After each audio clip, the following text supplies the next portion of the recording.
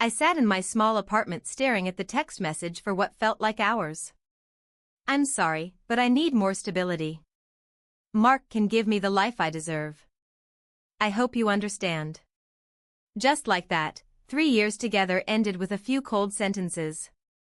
Jessica had left me for Mark Brennan, a flashy investment banker who drove a Porsche and wore watches that cost more than my rent. What she didn't know was that I was hiding something. Something big. Something that would have changed everything. But by the time she found out, it was already too late. My name is David, I'm 32 years old, and I've been living a double life for the past 4 years. Not in a dramatic, spy movie kind of way. More like a quietly intentional, deeply private kind of way. You see, while everyone in my social circle thought I was just a regular software developer working a standard 9-to-5 job, the reality was far different. I was the creator and sole owner of a software application that had quietly become one of the most widely used back-end tools in the e-commerce industry. Let me back up a bit. When I was 26, fresh out of grad school and working at a tech startup, I noticed a major inefficiency in how online retailers managed their inventory across multiple platforms. I spent 2 years of my evenings and weekends building a solution. I maxed out credit cards, lived on ramen, and barely slept.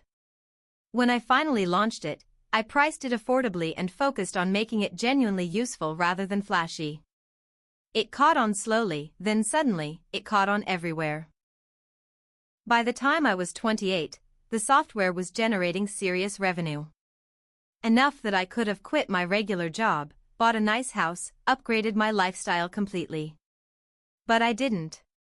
I had watched too many people in the tech world burn bright and fast, make stupid decisions with sudden wealth, become targets for lawsuits and gold diggers, and lose everything just as quickly as they'd gained it.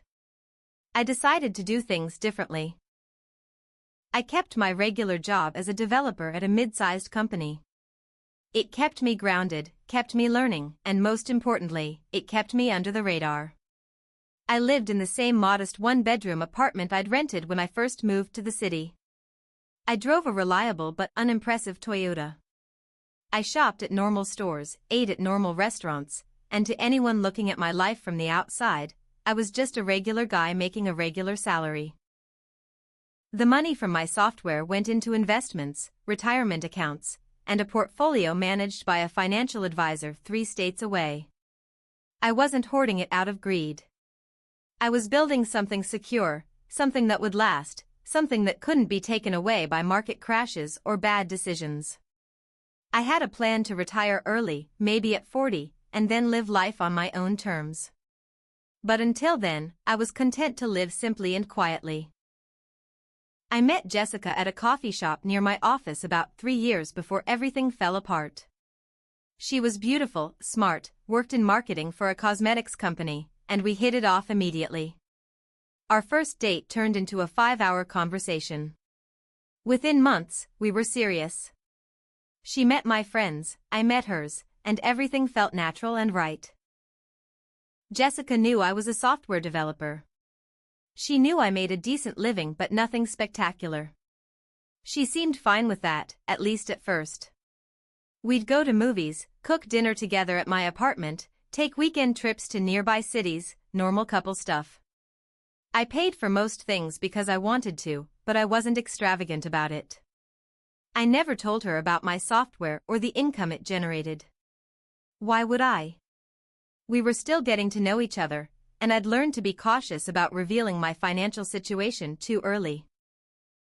As time went on, though, I started noticing little changes. Jessica began making comments about my apartment, about how we should look for a bigger place together, somewhere nicer. She'd point out expensive restaurants and seem disappointed when I suggested more affordable alternatives. She started talking more about her coworkers' boyfriends who were doctors or lawyers, about the vacations they took, the gifts they received. I probably should have had a serious conversation with her then. Should have explained that I was financially comfortable but chose to live modestly. Should have shared more about my long-term plans and why I lived the way I did. But I didn't. Part of me wanted to see if she'd love me for who I was, not what I had. Part of me was testing whether she valued the relationship itself or the lifestyle it could provide. Looking back, that probably wasn't fair to her. But it's what I did. Then Mark entered the picture. He was a friend of a friend, showed up at a group dinner about 6 months before the breakup. Everything about Mark was designed to impress. The expensive suit, the Rolex, the stories about client meetings and business trips to Europe. He zeroed in on Jessica almost immediately, complimenting her, asking about her work, making sure she knew he found her interesting. I watched it happen and didn't feel particularly threatened. Jessica was my girlfriend, we'd been together for years, and Mark seemed like exactly the kind of flashy, arrogant guy she usually made fun of. But over the following weeks, Mark kept appearing at group events. He'd always position himself near Jessica, always had some impressive story to share, always made subtle digs at everyone else's more modest lifestyles. Jessica started comparing us. Not meanly, at first. Just observations. Mark just got back from the Maldives, can you imagine? Or, Mark was saying he's looking at investment properties, he's so ambitious. I'd nod and change the subject, not taking the bait. But the comparisons increased. Then came the conversations about our future. Jessica wanted to know my 5-year plan, my career trajectory, whether I'd ever want to start my own company or move into management. All reasonable questions from someone thinking long-term about a relationship. I gave vague answers about being comfortable where I was, about valuing work-life balance over climbing the corporate ladder. I could see the disappointment in her eyes. "Don't you want more, David?" she asked one evening. "Don't you want to really make something of yourself?" I almost told her then. Almost explained that I had made something of myself, that I'd built a successful business she knew nothing about, that I had more in my investment accounts than Mark probably made in 3 years. But something stopped me. Maybe pride. Maybe stubbornness.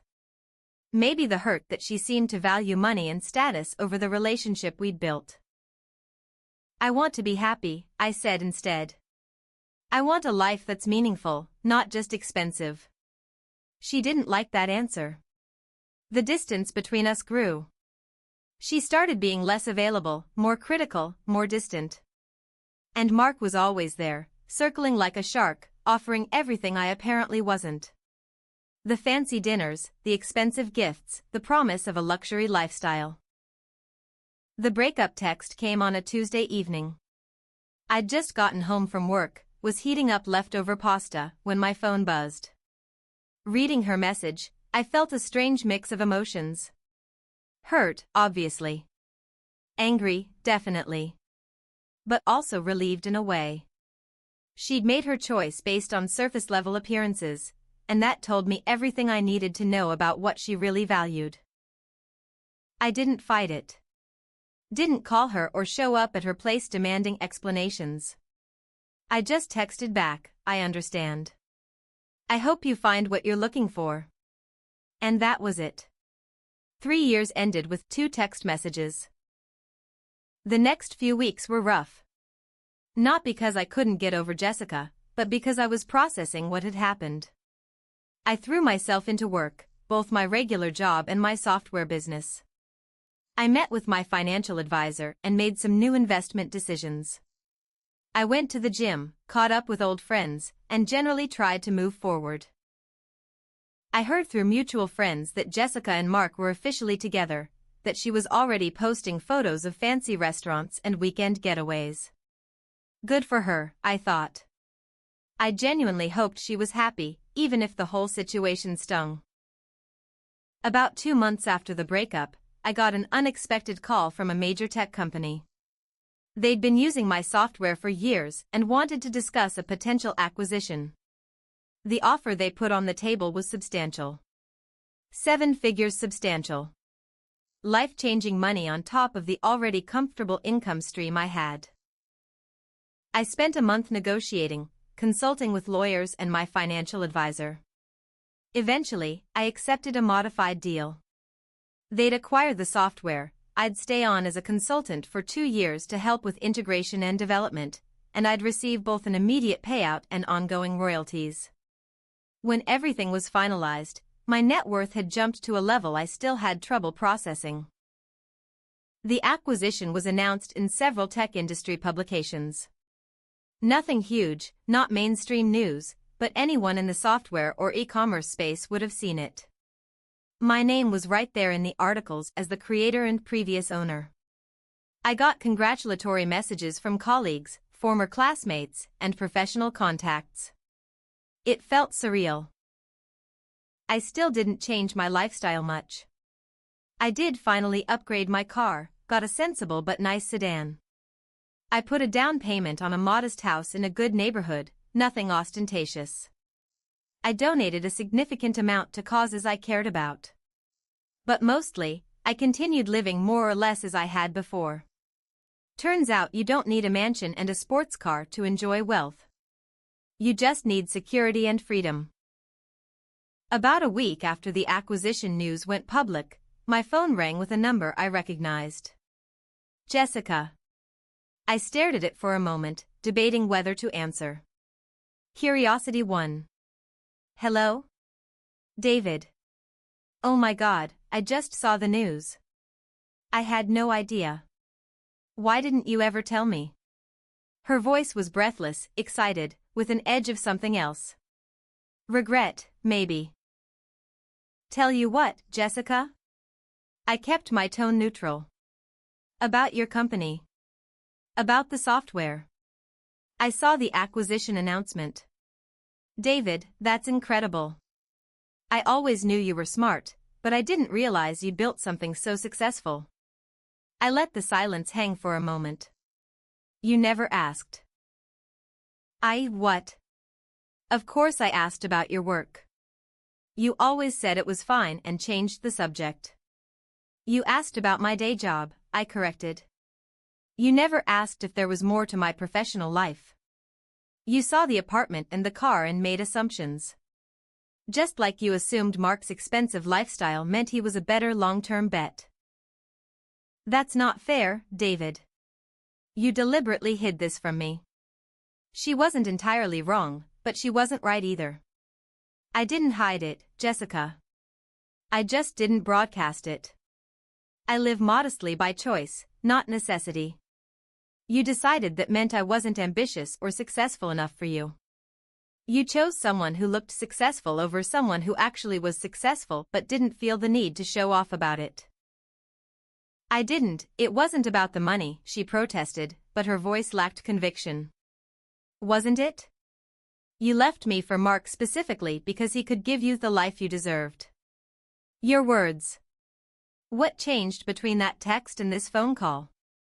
Just the knowledge that I have money? Another silence. Then, quietly, things with Mark aren't what I thought they'd be. And there it was. What does that mean? He's actually kind of broke, David. The car is leased, the watch is a replica, even some of those fancy dinners were on credit cards he can barely pay off. He's drowning in debt trying to maintain an image. And he's not even that nice when there's no one around to impress. I should have felt vindicated. Instead, I just felt tired. I'm sorry to hear that, Jessica. I really am. But that doesn't change anything between us. I made a mistake, she said, and now I could hear tears in her voice. I see that now. I chose the wrong person for the wrong reasons. But what we had was real, wasn't it? Can't we try again? Now that everything's out in the open? I thought about it. Really thought about it. Jessica had been a big part of my life for 3 years. We'd had good times, real connection, genuine moments of happiness. And she was right that I hadn't been completely open with her. Maybe we both bore some responsibility for how things had ended. But then I thought about that text message. About how easily she'd walked away when she thought someone better had come along. About how this call had come only after she'd learned about my financial success. About how she'd just admitted things weren't working with Mark, making me what? The backup plan? The safe option now that the exciting option had proven disappointing? What we had was real, I agreed. But it's also really over. You made your choice based on what you thought each of us could offer you materially. You didn't choose the person, you chose the lifestyle. The fact that you were wrong about which of us could actually provide that lifestyle doesn't change the fundamental issue. David, please. Jessica, I'm not angry. I'm really not. But I learned something important from this whole situation. I learned that I need someone who values me for who I am, not what I have. Someone who'd be happy with me in that small apartment or in a mansion, because the location isn't what matters. You showed me that you're not that person. People make mistakes. People grow and learn. You're right, I said. And I hope you do grow and learn from this. I genuinely hope you find what you're looking for, and that next time you look for it in the right places. But it's not going to be with me. So that's it? You're just going to throw away 3 years? You threw it away 2 months ago, I reminded her gently. I'm just respecting that decision. After a few more minutes of awkward conversation, we hung up. She tried calling again a few times over the next week, sent some long text messages about regret and second chances. I responded politely but firmly. It was over, and I needed it to stay over. I heard through the grapevine that Jessica and Mark broke up shortly after. Apparently, once she knew he was all flash and no substance, she lost interest quickly. The irony wasn't lost on me. I also heard she tried telling mutual friends that I'd been deceiving her, playing poor while secretly rich. Some people took her side. Most people, when they heard the full story, didn't. About 6 months after all this drama, I met someone new. Her name is Rachel, she's an elementary school teacher, and I met her at a volunteer program we were both part of. I was upfront with her from the start. Told her about the software, the acquisition, the financial situation, all of it. I also told her about Jessica and why I was gun-shy about dating someone who might be more interested in my bank account than in me. Rachel laughed and showed me her studio apartment and 10-year-old car. I became a teacher because I love teaching, not because it pays well, she said. If I was interested in dating rich guys, I probably wouldn't be spending my Saturday mornings serving breakfast at a homeless shelter. We've been together for 8 months now, and it's different from what I had with Jessica. Better. Rachel knows everything about my financial situation and genuinely doesn't care. She was happy in her studio apartment, though she did move into my house a few months ago. She still drives her old car because, as she says, it runs fine and she doesn't see the point in replacing something that works. We talk about everything. Our values, our goals, our fears, our pasts. There's no hiding, no testing, no games. Just 2 people who genuinely like each other building something real together. I saw Jessica once, a few months ago, at a mutual friend's party. She was there with a new boyfriend, someone in pharmaceutical sales. She seemed happy enough. We exchanged polite hellos and didn't speak beyond that. I felt nothing but mild friendliness toward her. The hurt and anger had faded completely. Mark was also at that party, oddly enough. He spent the evening telling anyone who'd listen about a new business venture he was launching, about how he was about to make it big. Same performance, different audience. I almost felt bad for him. Almost. Looking back on the whole situation, I learned some important lessons. First, honesty in relationships matters. While I didn't technically lie to Jessica, I wasn't fully transparent either, and that created problems. I was testing her, and that wasn't fair or healthy. Second, how people treat you when they think you have nothing tells you everything about their character. Jessica looked at my modest lifestyle and saw failure and lack of ambition. She didn't see the careful planning, the long-term thinking, or the security I was building. She saw surface appearances and judged accordingly. Third, flashy isn't the same as successful. Mark taught me that lesson from the outside. He looked successful, sounded successful, acted successful. But it was all a facade built on debt and desperation.